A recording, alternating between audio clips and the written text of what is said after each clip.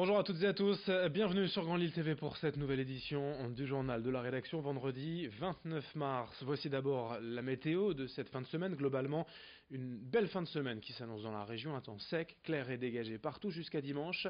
Dès aujourd'hui, après la dissipation des brumes matinales, le soleil va dominer le ciel de la région, mis à part quelques cumulus sans conséquence. On aura du soleil, du ciel bleu, puis surtout des températures printanières jusqu'à 17 degrés de prévu à Lille cet après-midi.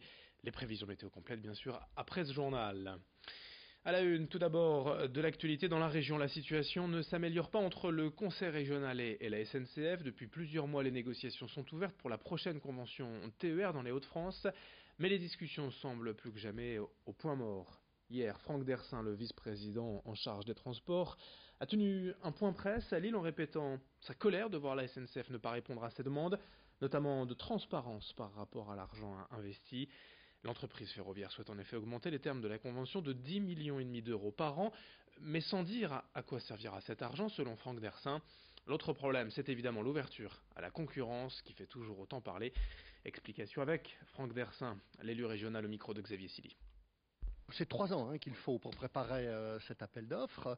Eh bien, écoutez, on s'y prépare. 3 ans, c'est pas encore demain matin, mais oui, on l'est comme aujourd'hui 8 autres régions qui s'y préparent et comme la loi aujourd'hui le permet. Nous ne voulons pas, la mort de la SNCF. Nous, on aime notre SNCF, on la veut meilleure. Et je pense que c'est une ouverture modérée, aux alentours de 20% seulement, qui nous permettra, je pense, de piquer aux fesses la SNCF de manière à ce qu'elle offre aux usagers un bien meilleur service. Oui, parce qu'aujourd'hui elle ferme alors qu'en Allemagne elle ouvre.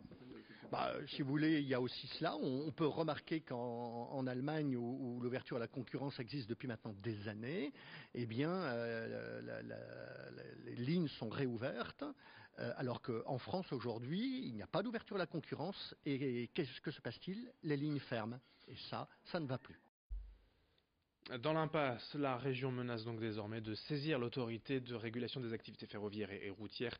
Un règlement judiciaire peut-être dans l'espoir d'accélérer les négociations. En images, dans ce journal également la 4e édition du Forum de l'insertion professionnelle et sociale hier à Tourcoing à l'initiative du département du Nord et du CCAS de Tourcoing. L'événement a réuni plus de 70 exposants proposant des emplois et des formations dans différents secteurs. Plus de 1000 allocataires du RSA ont été conviés à cette journée. Et ils avaient reçu en amont une préparation avec leur conseiller emploi pour se présenter au mieux devant les recruteurs. L'objectif étant toujours bien sûr d'accentuer le retour à l'emploi des bénéficiaires du RSA. Explication sur place au micro d'Idil Gunaï. Les référents RSA qui sont financés par le département ont un portefeuille d'allocataires. On les a préparés, on a travaillé avec eux leur CV, on leur a présenté le forum et on les accompagne aujourd'hui pour qu'ils puissent se sentir à l'aise, profiter de ce salon et découvrir tout ce qui peut être lié au retour à l'emploi, les problèmes de mobilité par exemple, du coaching qui peut être proposé, les formations qui sont financées via la région. Donc l'idée c'est que vraiment les personnes puissent retrouver un travail ou une formation. Les retours sont très positifs parce que on travaille sur tous les aspects. Emploi, formation, problèmes de mobilité, problèmes de mode de garde. Et donc on essaye de répondre vraiment aux besoins des allocataires. On enchaîne avec une information importante. Ce week-end, le changement d'heure, bien sûr, dans la nuit de samedi à dimanche, à 2h du matin, il sera donc 3h. Vous l'avez compris, c'est une heure de sommeil en moins, mais aussi une heure de lumière en plus dès dimanche soir. Aujourd'hui, les téléphones ou tablettes changent d'heure tout seuls, restent les montres, horloges ou les fours, les autres appareils électroménagers que vous avez à la maison.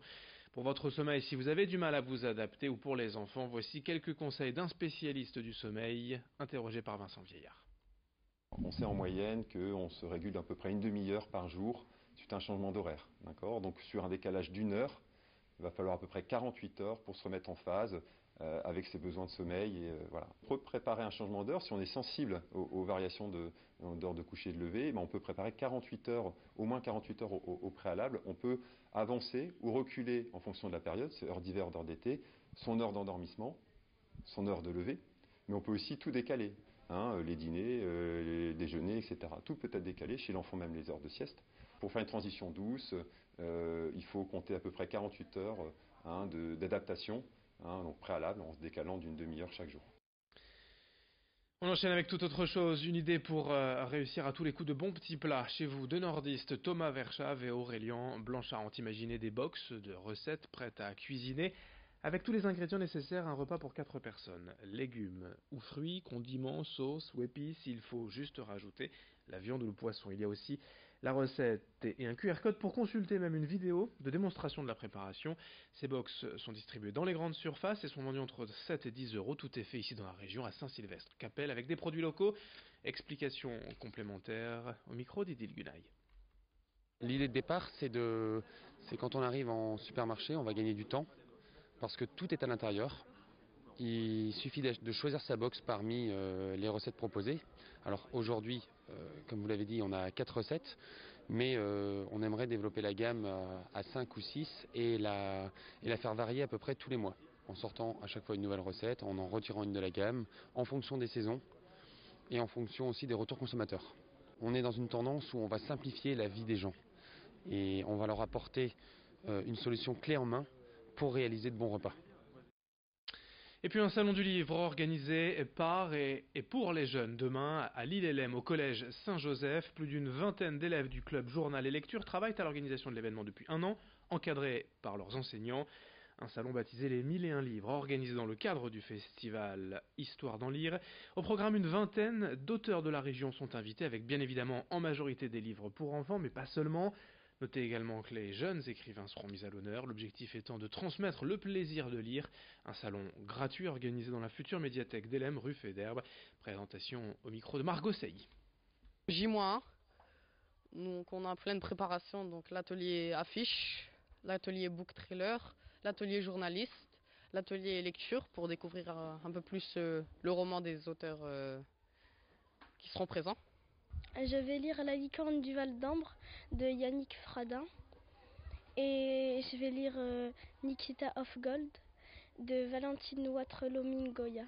Je suis en train d'écrire des questions à poser aux auteurs pour le salon du livre jeunesse, pour le journal de Newsado qui paraît 2 fois par an.